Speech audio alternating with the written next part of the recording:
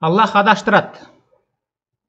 Жаман жорық өзіне қоғыз көрсетіліп, аны жақтырып қалған бір адам жақшы адам менен кантип тең болсын. Ақиқатта Аллах қалағанын адаштырып, қалағанын тура жолға салат. Ошондуктан аларға кайгырып, өзүңдү жок кылып жибербе. Чындыгында Аллах алардын кылган иштерин толук билүүчү. 35-сүрө 8-аят. Бул аятка ылайык Аллах каалаганын адаштырып, каалаганын туура жолго салат экен. Адам өзү тандап, өз эрки менен туура жолду же туура эмес жолду тандабайт. Аллах каалаганын адаштырат экен, каалаганын туура жолго салат экен. Шуну орусчасын карап көрөлүк. Разве тот, кому его злодеяние представлено прекрасным, и кто считает его благом, равен тому, кто следует прямым путем? Воистину, Аллах вводит в заблуждение того, кого пожелает, и ведет прямым путем того, кого пожелает. Аллах каалаганын адаштырат экен дагы, каалаганын туура жолго салат экен. Кийинки аят 74-сүрө 31-аятта дагы Аллах кимди кааласа ошентип жаңылыш жолго салып, кимди кааласа түз жолго багыттайт. Кийинки аят аларга да, момундарга, буларга да, капырларга кошула алышпай ортодо арсар калышат. Аллах кимди түз жолдон адаштырса, ал үчүн туура жол таппайсың. Аллах өзү адаштырдыбы, болду, туура жолду эч качан таппайсың.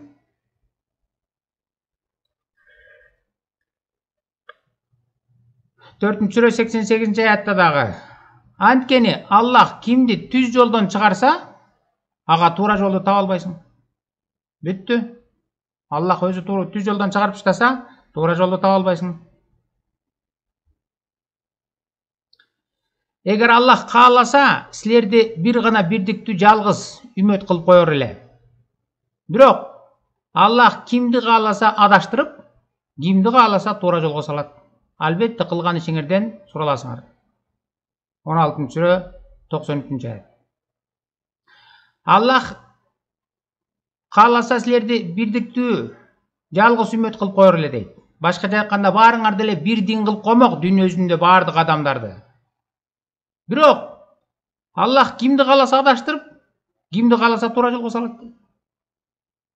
Эгер Аллах өзү адаштыргандан кийин анда адамдарда эмне күнөө? Аллах өзү каалагандай адаштырып коет экен, каалагандай бөлүп коет экен, бирин капыр кылат экен, бирин мусулман кылат экен. Кийинки аят. Каалоосун Кудай кылып алган адамдарды жана Аллах өзү билип туруп адаштырып, кулагына, жүрөгүнө мөөр басып, өз көзүн парда менен тосуп койгон адамдарды көрдүңбү? Эми Аллах адаштыргандан кийин аны туура жолго ким салат? Есіңерге келбейсіңер. 45-сүрө 23-аят. Аллах өзү билип туруп адаштырат экен. Кулагына, жүрөгүнө мөөр басып, көзүнө парда менен тосуп койгон адамдардан эмне күнөө анда? Аларды көрдүңбү дейт. Алар ким экен? Карасаңар, мына 12 деген цифрада астында. Алар капырлар дейт. Капырлар. Аларды Аллах өзү адаштырып, кулагына, жүрөгүнө мөөр басып, көзүнө парда менен тосуп коюптур. Эми Аллах адаштыргандан кийин аны туура жолго ким салат? Бүттү, адашты дейт. Анткени Аллах өзү адаштырат экен, өзү кулагына, жүрөгүнө мөөр басып, көзүнө парда менен тосуп, өзү адаштырат экен.